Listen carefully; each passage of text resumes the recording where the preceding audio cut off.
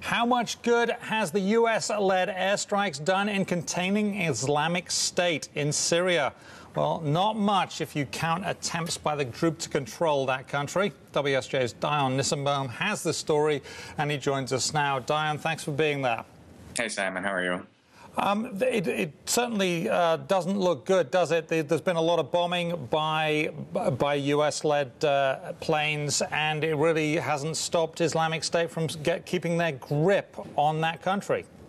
That's right. There's been about 800 airstrikes in Syria since September, and what the trends are showing now is that the Islamic State has been able to expand its hold in Syria. Now they have been pushed back in key areas like the Kurdish town of Kobani on the Turkish border.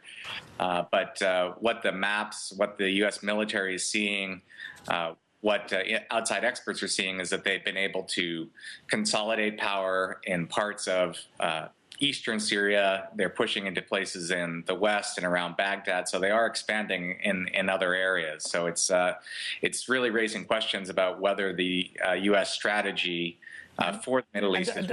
And Dion, sorry to interrupt you, the question about the strategy, whether it's actually working, we've got a map there. The red area is where Islamic State controls. The other areas, they do less so to a degree or not at all.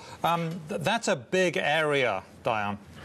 Yeah, so obviously these maps are fluid and ever changing, and a lot of these areas are open areas, especially in the east, and this is desert area. What the map shows is a couple of different things. It shows also groups that have joined allegiances with Islamic State because they are the powerful force now in the country. So you're seeing shifting alliances. You're seeing broad areas, but it is a big area. Now, what the U.S. military will say is that their strategy isn't right now to stop Islamic State from gaining terrain in Syria. The focus is on Iraq.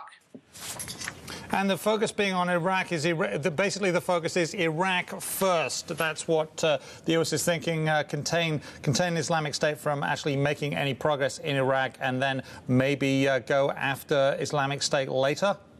Yeah, exactly. So the real challenge in Syria, different from Iraq, is that the U.S. doesn't have a force on the ground in Syria that they can work with. The plan is to train thousands of Syrian rebels over the next few years and send them into Syria, and they can be the ground force that can take advantage of U.S. airstrikes. We have that already in Iraq. We're already working with the Iraqi military.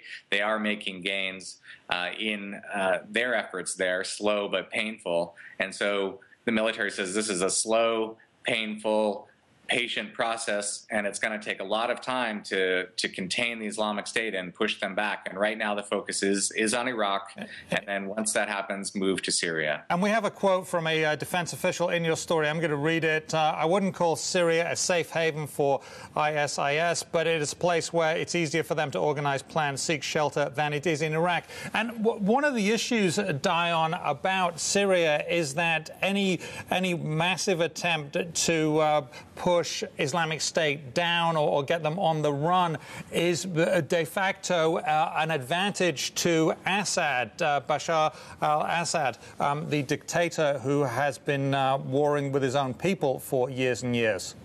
That's right. And that's the other main complexity in Syria here is that the U.S. government obviously would like Bashar al-Assad to be pushed out of power, but they don't want the Islamic State to fill that vacuum. And so you're basically playing both sides of the coin here, and they don't want to allow Assad to take advantage of any of their strikes as well. So it's a very complex situation in Syria, and most of the people I spoke with for this article really don't see a lot of great outcomes here. Even military officials are very concerned about the strategy, and they understand that time is not on their side on Syria. Well, thank you very much for bringing clarity to a very, very complex situation. Thank you very much, Dion Nissenbaum of the Wall Street Journal. Thank you.